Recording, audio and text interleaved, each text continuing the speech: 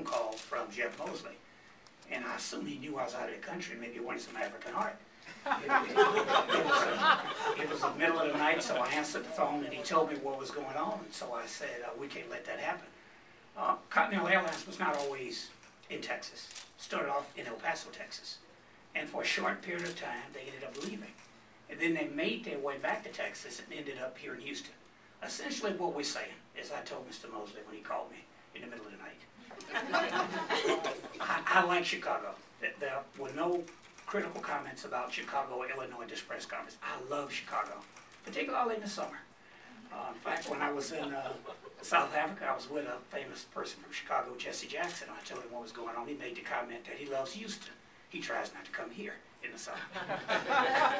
Essentially what we're asking for as political and business leaders in Texas is have a seat at the table.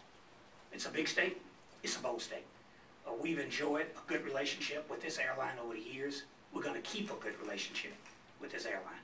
I saw a sign at the airport, lost Sunday night trying to get my flight in Johannesburg.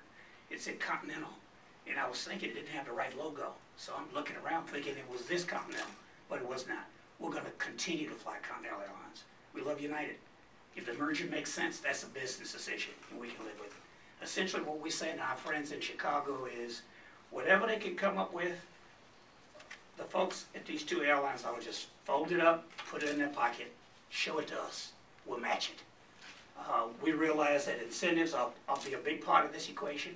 And in Houston, the county, the state, the school district, everybody involved there, we're going to do all we can to keep this airline in Houston.